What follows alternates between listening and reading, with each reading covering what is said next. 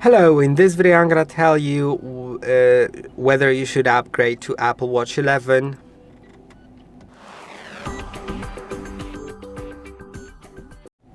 And it depends from which watch you're upgrading. If you're upgrading from Apple Watch Series 9 or older, most likely older because Series 9 is still great, right? Of course, there is a wide gap between Series 9 and Series 10. I think that's because of 10 being like the 10th anniversary of Apple Watch. So maybe that's why they really made a really big gap between those two. If you have Series 10, do not upgrade at all. It doesn't make sense at all. If you have Series 9 and are like a gadget person, you just like to have the newest features, then from Series 9 you can upgrade to Series 10 or Series 11. They're gonna be basically the same. The only two differences between Series 10 and Series 11 are, first of all, Series 11 is 5G capable, and second of all, Series 11 has a bigger battery, supports up to 24 hours compared to Series 10 18 hours. But remember, it still equals to charge every day, so depends on you. But of course, if you like to, for example, do charge before sleep, then go to sleep, put it on to measure your vitals, use it the whole day, and then either again charge it before sleep or maybe charge it after another sleep, then the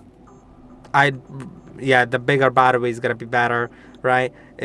Because you can just plug it in for like an hour, right? So if you want to measure your vitals every day when you sleep, then you can, for example, plug it in for an hour, like less than an hour, honestly, and wait until it charges, put it on, and have it for 24 hours, right? But besides that, there's not much differences, and as I said, there's 5G on the Series 11 and Series 10 doesn't have it. It just has LTE in the cellular version.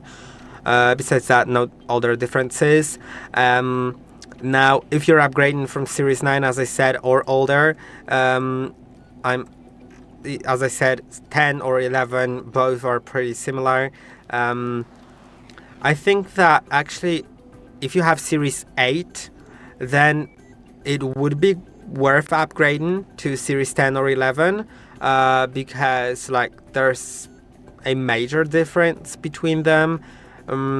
Also, if you have an older one like Series 6, for example, then also it doesn't have crash detection, temperature sensing, sleep apnea notifications, hypertension notifications. It doesn't have all the other features.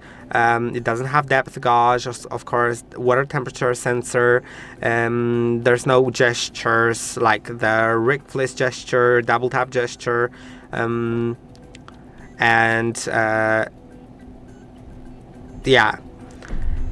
So, and it doesn't support fast charge. So, of course, updating like that is really great. Also, if you're updating from the SE version, like the SE1 or SE2, then also I would consider that, because both SE versions don't have lots of these different things. Like the sleep apnea, ECG, hypertension, blood oxygen,